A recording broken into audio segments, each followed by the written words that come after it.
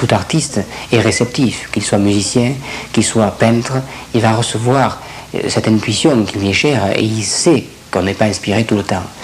Donc il y a des moments pour cela. Et vous avez des grands médiums artistes qui savent, qui sont vraiment inspirés. Au niveau des médiums à effet intellectuel, Victor Hugo par exemple était un médium à effet intellectuel, si vous voulez, totalement inspiré en plus. Donc dans les médiums artistes, effectivement, le médium reçoit l'inspiration. Alors là, deux sortes. Où le médium a appris à dessiner, oui. En repartant de la phrase, on ne peut savoir que ce que l'on a appris, on est, comme l'on dit, dans le rationnel logique terrestre. Dès l'instant où un enfant montre un prodige, si vous voulez. Ou des talents. Ou des talents. Oui. Ou des talents. À ce moment-là, comme il ne peut savoir que ce qu'il a appris et qu'il ne l'a pas appris, d'où ça vient, quelle est l'origine, à 4 ans, quand nous sommes à composer la musique, quelle est l'origine de ce talent. C'est là, à mon avis, ça n'engage que moi, qu'il y a la preuve de la vie antérieure. Par les enfants prodiges, et ils sont nombreux actuellement, on a une certaine idée de ce qu'ils ont fait d'abord et de ce qu'ils peuvent exprimer. Alors là, deux catégories possibles.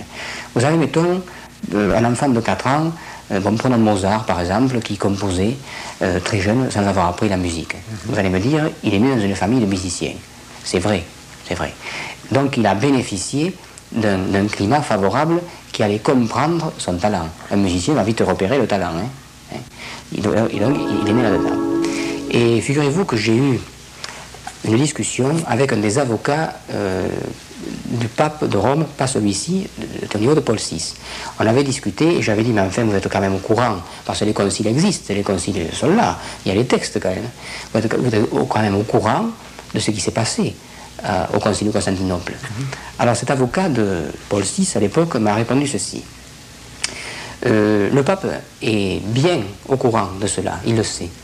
Et alors, je lui dis, mais pourquoi alors il ne remet pas en honneur l'idée de réincarnation? Pourquoi il reste rétrograde? Parce qu'il perd tout un public qui va chercher en Orient ce que l'Occident pouvait amener. Il m'a dit, c'est très simple. Si on remet l'idée de réincarnation en l'honneur dans l'Église catholique, la réaction sera très mauvaise et on sera perdant. Pour la bonne raison que les gens vont dire, mais alors, on nous a menti pendant 15 siècles, on s'est trompé pendant 15 siècles, alors qu'est-ce qui... Alors là, on perd des gens. En disant que c'est un dogme. Oui. Rien que ça lors du concile de Constantinople. Et là, on arriverait avec un dogme contre le dogme. Contre le dogme. Et un dogme, c'est censé être irréversible. Irréversible. Parfait, oui, voilà. C'est ça. Voilà. Alors donc, automatiquement, les gens diraient, on nous a trompés pendant 15 siècles, et ils ajouteraient, qu'est-ce qui nous prouve que vous ne vous trompez pas maintenant? Donc, à ce moment-là, il perdait tout le monde. Donc, ils ne peuvent pas en parler. Il a dit, on ne peut pas en parler. Bon. Par contre, je connais des prêtres catholiques qui croient à la réincarnation. Ça, il n'y a aucun problème là-dessus. Mais de toute façon, dans l'Église, on croit bien qu'un jour, il y aura la résurrection des corps. Oui, et puis il parle bien de la communication des vivants et des morts. Ça, c'est clair. Ben oui. Communication des vivants et des morts. Ça, c'est bien clair. Je fais une différence entre le chrétien et le catholique. Et le catholicisme, automatiquement, à force de rétrécir le champ de la conscience, est pris à son propre piège. C'est-à-dire que ce n'est plus du tout compatible avec les réalités quotidiennes. Plus du tout compatible. Avec des réalités vécues. De l'intérieur. De l'intérieur. Ésotérique. Parce que, si vous voulez, le catholicisme est une religion d'assister. Il faut sans arrêt être à genoux, il faut sans arrêt supplier le bon vouloir de Dieu, sans arrêt supplier à genoux. Mais ce n'est pas une religion positive, j'appelle ça l'assistance spirituelle, moi, c'est de l'assistance. Alors que le reste, c'est une religion constructive, se prendre en charge, évoluer par ses propres erreurs, évoluer au travers de ses erreurs, au travers de ses expériences, au travers de son propre ressenti, au travers de son propre devenir. C'est comme ça qu'on progresse, c'est pas en suppliant sans arrêt à genoux. Enfin, c'est mon avis. Jean-Louis Victor a consacré plusieurs années de son existence à la création de cette encyclopédie en 7 volumes, parue dans les années 70 aux éditions Hachette.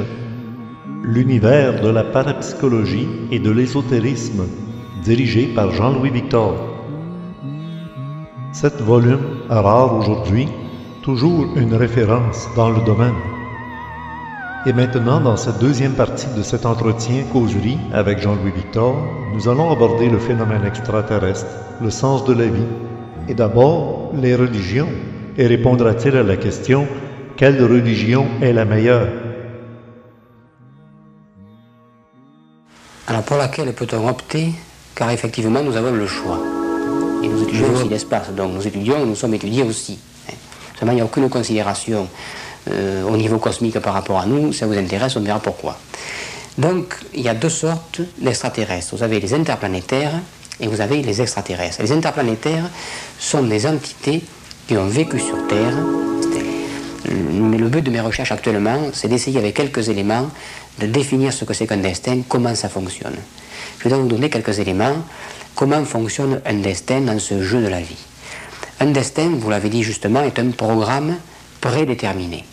Mais ce programme prédéterminé est choisi librement avant l'incarnation. Donc on sait avant, je vais dire ceci par rapport à la réincarnation, ne dites pas qu'ils sont perdus, tous ceux dont vous pleurez la fuite, ils sont partis à la poursuite d'anciens rêves interrompus.